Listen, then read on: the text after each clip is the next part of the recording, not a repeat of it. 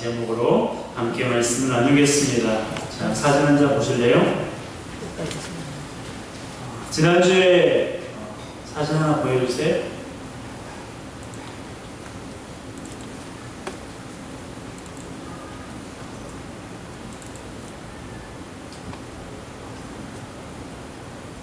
나오세요.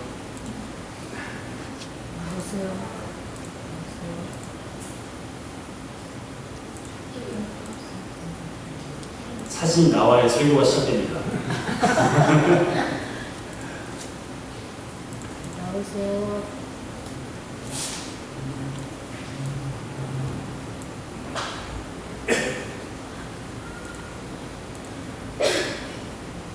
네, 나왔네요. 말을 잘 듣네요. 지난주에 이 사진이 실려있는 기사를 보았어요. 한양여대 축구부 사진인데요. 27회 여왕기 전국 여자 축구대회 때 대학부 고려대와 4강전을 마친 뒤에 찍은 사진입니다. 이 기사의 첫머리가 이렇게 시작돼요. 너희 무슨 우승한 것 같다. 한양여대 축구부 감독의 말인데요. 사실 이날은 고려대에 0대4로 완패한 날입니다. 그리고 이 팀은 올해 10월 전국 체전을 끝으로 해체될 예정이에요. 재정적인 문제가 해결되지 않았기 때문에 더 이상 팀을 유지할 수가 없다고 합니다. 그러니 팀이 해체 위기에 있는 상황에서 지금 경기는 0대4로 지고 있습니다. 이런 경기라면 열심히 뛰고 싶은 생각이 들지 않을 수도 있어요. 그럼에도 불구하고 선수들의 표정은 어떻습니까? 패배한 자의 표정입니까? 정말 감독님의 말처럼 너희 무슨 우승한 것 같은 그런 표정이죠. 팀이 해체된다는 것을 알면서도 끝까지 힘을 다해 경기를 치른 선수들의 모습입니다. 물론 제가 이 경기를 본 건 아니에요. 하지만 선수들의 표정에서 후회 없는 경기를 했다는 것을 짐작할 수가 있습니다. 어린 선수들의 이 모습을 보면서 다시 한번 저 자신에게 다짐했어요. 어떤 상황이 코앞에 있더라도 끝까지 소임을 다해야겠다라는 그런 다짐입니다. 물론 저뿐만이 아니에요. 우리 모두는 각자 맡은 일이 있습니다. 가정에서든 직장에서든 그리고 우리가 하나님을 예배하는 교회에서는 해야 할 일이 있어요. 각자 맡겨진 크고 작은 소임이 있습니다. 그리고 우리 개인의 삶에서도 해야 할 일이 있어요. 저는 그것을 나의 특별한 형제라는 영화에서 나오는 대사로 설명하고 싶습니다. 박신부로 등장하는 권혜호 씨가 이런 말을 했어요. 사람은 말이야, 누구나 태어났으면 끝까지 살아가야 할 책임이 있는 거야. 다시 한번 읽어드릴게요. 사람은 말이야, 누구나 태어났으면 끝까지 살아가야 할 책임이 있는 거야. 네. 그렇습니다. 사람은 아무리 힘들고 괴로워도 끝까지 살아가야 할 책임을 가지고 태어났어요. 그것이 우리 그리스도인들을 포함한 이 땅의 모든 사람들이 자신의 인생에서 반드시 해야 되는 일입니다. 그런데요, 그러지 말아야 하지만 우리는 다짐을 하다가도 흐지부지 되기도 하고 포기하기도 하는데요.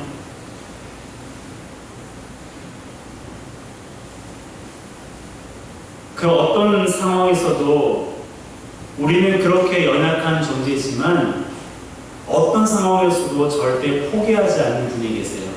그분이 누굴까요? 그렇습니다. 우리가 믿음의 대상으로 섬기고 있는 하나님 아버지세요. 우리는 다짐을 하고 결심을 하다가도 어떤 상황 닥치면 흐지부지 되기도 하고 그 자리에서 주저앉기도 해요. 하지만 어떤 형편과 상황과 처지 속에서도 우리 하나님은 절대로 포기하지 않으세요. 하나님께서 지금 저와 여러분들에게 그렇게 하신 것처럼 과거 이스라엘 백성에게도 변함없이 그렇게 하셨습니다. 이스라엘 백성들이 하나님을 믿지 않고 원망할 때에도, 하나님을 배반하여 우상을 숭배할 때에도 하나님은 그들을 버리지 않으셨어요. 어떠한 경우에도 그들을 포기하지 않으셨습니다. 오늘 본문의 내용도 그래요. 하나님께서는 친히 예루살렘을 치겠다고 하시면서 심판의 칼날을 거두지 않겠다고 엄하게 말씀하셨어요. 하지만 하나님이 정말로 바라시는 것이 그들의 멸망일까요? 여러분, 그렇지 않아요. 하나님은 그들을 살리시기 위해서 그들을 징계하시는 거예요. 좀 앞뒤가 안 맞는 것 같죠? 하지만 정말이에요. 하나님은 이스라엘 백성들을 살리기 위해서, 당신이 택하신 백성들을 살리시기 위해서 지금 이스라엘을 징계하신 것입니다.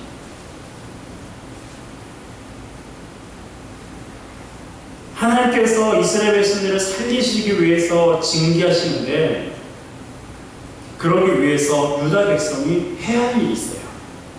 이것은 우리도 해야 할 일인데요. 무엇을 해야 되느냐? 첫 번째로는 지금이라도 순종하는 것입니다. 언제라도요? 지금이라도 순종해야 돼요. 하나님께서 예레미야를 통해 말씀하셨습니다. 내가 그들 앞에 생명의 길과 사망의 길을 둘 것이다 라고 말입니다. 자, 8절의 말씀을 함께 읽겠습니다. 시작. 여호와께서 말씀하시기를, 보라, 내가 너희 앞에 생명의 길과 사망의 길을 두었노라. 너는 이 백성에게 전하라 하셨느니라. 아멘. 아멘. 자, 하나님께서는 생사화복을 주관하시는 분이세요. 이스라엘 백성들에게 지금 생명의 길과 사망의 길을 나란히 두시는 거예요. 누가 선택해야 돼요? 백성들이 선택해야 돼요. 이것을 예레미야에게 전하라고 명령하셨어요. 생명의 길이 무엇입니까? 바벨론에게 항전하지 말고 항복하라는 거예요. 그러면 생명을 지킬 수 있다는 것입니다. 물론 바벨론에 항복하게 되면 자유인이 아닌 전리품처럼 종로로 살아게 되는 거예요. 그럼에도 불구하고 하나님께서는 이 길을 선택하라는 것입니다. 하지만 만일 너희들이 바벨론의 포로가 되는 것을 마다하고 항전을 하거나 숨거나 그것을 피하면 도리어 너희가 머무르고 있는 예루살렘에서 칼과 기근과 전염병에 죽임당할 거라고 말하고 있습니다. 우리 9절 말씀을 함께 읽겠습니다. 시작. 이 성읍에 사는 자는 칼과 기근과 전염병에 죽으려니와 너희를 에워싼 갈대아에게 일어나서 항복하는 자는 살 것이나 그의 목숨은 전리품같이 되리라. 그렇습니다. 하나님께서 말씀하신 생명의 길과 사망의 길은 바로 이러한 것입니다. 바벨론에게 항복하면 생명의 길이고 예루살렘이 머무르는 것은 사망의 길이라고 말씀하시는 거예요. 여러분, 유다 백성에게 유일한 희망은 무엇입니까? 바벨론에 항복하는 거예요. 그것만이 그들의 생명을 부지할 수 있는 유일한 이유입니다. 여러분, 이것이 저와 여러분들에게 주시는 메시지가 무엇일까요? 아무리 최악의 상황에 처했다더라도 말씀에 순종하기에 너무 늦은 때는 없다는 거예요. 지금까지 내가 하나님 앞에 올바른 모습으로 살아가지 않았는데 이제 와서 무슨 내가 하나님을 믿거나 내가 하나님 앞에 나아갈까 라고 생각할 필요가 없다는 것입니다. 또한 우리가 생각하기에 하나님께서 하라는 말씀이 탐탁치 않게 여겨지더라도 말씀대로 하는 것이 우리에게 최선인 것입니다. 여러분, 바벨론에 항복하면 내가 너희들을 살려주겠다. 거기까지는 좋잖아요. 그런데 바벨론의 포로로 끌려가게 될 거야. 여러분 고민하지 않겠습니까? 내 목숨은 부지할 수 있지만 바벨론의 포로로 끌려가서 70년을 머물러야 되는데, 여러분 이게 하나님의 명령인데 그 길을 선택하는 것이 결코 쉽지는 않을 수 있어요. 하지만 내가 보기에 탐탁치 않아도, 내가 보기에 영 순탄하게 보이지 않을지라도, 그럼에도 불구하고 하나님께서 그렇게 명령하시면 우리는 어떻게 해야 돼요? 하나님의 명령에 순종하는 것입니다.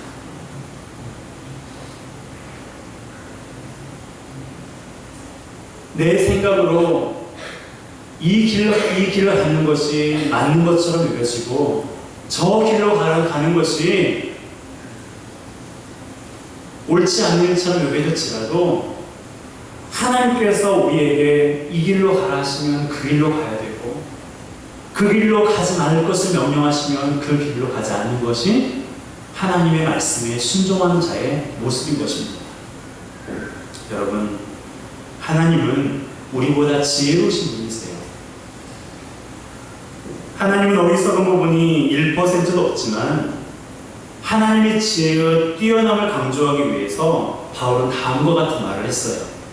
고린도전서 1장 25절입니다. 함께 읽습니다. 하나님의 어리석음이 사람보다 지혜롭고 하나님의 약하심이 사람보다 강하니라. 아멘. 아멘. 어찌 보면 하나님께 신뢰되는 그런 말씀처럼 보여요. 하나님께 어리석음이 어디 있고 하나님께 약한 것이 어디 있겠어요. 하지만 사도 바울은 하나님의 지혜와 하나님의 능력을 강조하기 위해서 너희들이 생각하는 그 길이 마치 하나님의 어리석은 것처럼 보이지만 그것이 너희들에게 가장 최선이라고 말씀하고 있는 거예요. 하나님이 약한 것처럼 그렇게 보여지지만 세상은 강하고 로마는 강하고 로마 군대는 너무나 강하지만 믿는 자들을 내버려 두시는 것 같은 그런 하나님의 행하심은 약한 것처럼 보인다. 하지만 그러한 약해 보이는 하나님의 약하심이 오히려 누구보다 강하다고요? 사람보다 강하다. 여러분, 내 생각대로 내 고집대로 그 길을 걸어가기보다 하나님께서 우리에게 말씀하신 대로 그 길을 걸어가는 것이 우리 삶의 최선임을 기억하시기 바랍니다. 하나님께 순종하기에 늦은 때는 없습니다.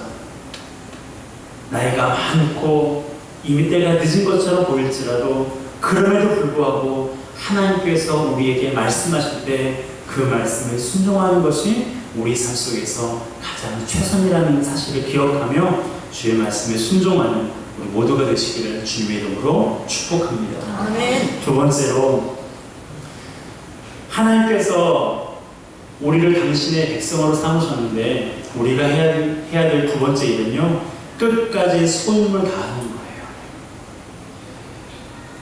특히 이 말씀은 유다 왕에게 하신 말씀인데요.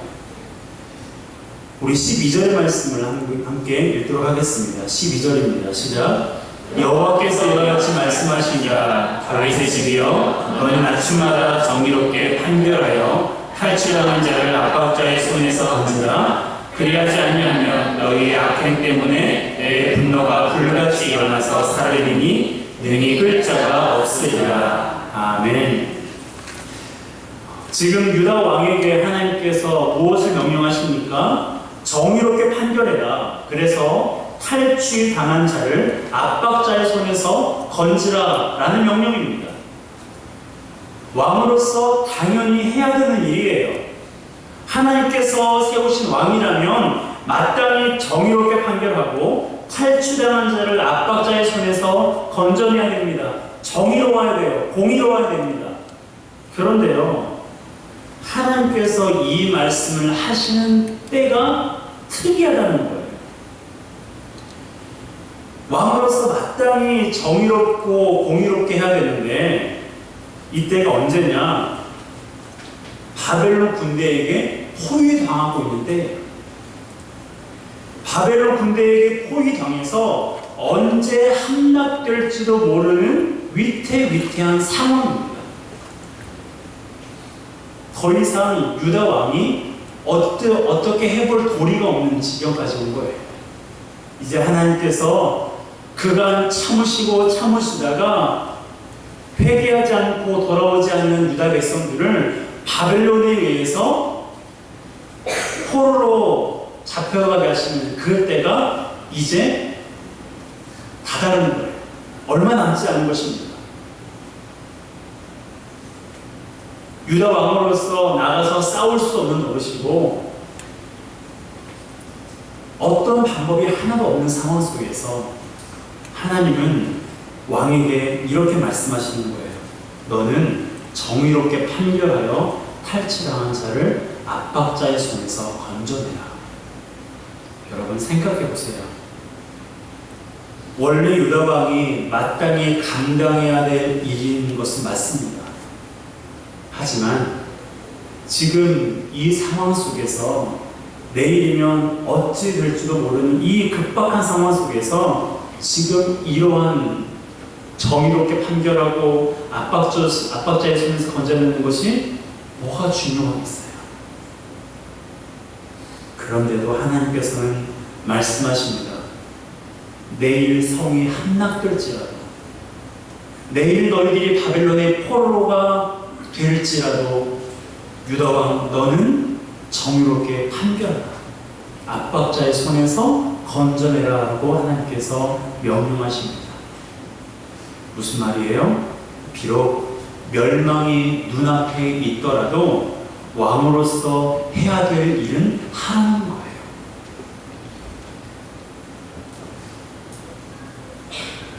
여러분, 비록 눈앞에서 이제 얼마 안 있으면 나라가 망하기 일보 직전인 그 급박한 상황 속에서도 하나님께서는 왕에게 지금까지 네가 어떻게 했든지 간에 이 나라가 멸망하기 전까지는 너의 소임을 끝까지 다하는 거예요.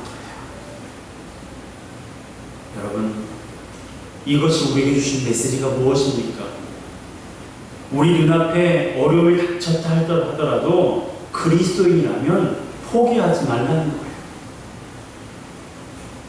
우리 각자에게 주어진 소임을 끝까지 다하라고 하나님께서 우리에게 말씀하시는 것입니다. 이런저런 뉴스를 보다 보면 너무나 안타깝고 슬픈 소식들이 참 많습니다. 부모 역할을 감당하기가 어려워서 자신과 함께 생을 마감하는 그러한 일들이 너무나 많이 일어나고 있는 이 시대를 우리가 살아가고 있습니다. 여러분, 하나님께서 우리를 부모로서 불러주셨다면 부모로서의 소임을 다해야 돼요. 하나님께서 우리를 자녀로 불러주셨다면 자녀로서 부모를 공경하고 자녀로서 해야 될 그 소임을 다하는 것이 바로 우리 그리스도인들이 해야 될 일인 것입니다. 여러분, 하나님께서 여러분 각자를 어떠한 사람으로 불러주셨습니까? 여러분에게 어떤 소임을 맡겨주셨나요? 가정에서도 해야 될 일이 있고 교회에서도 해야 될 일이 있어요. 직장은요, 마찬가지예요. 여러분, 요셉을 생각해 보세요.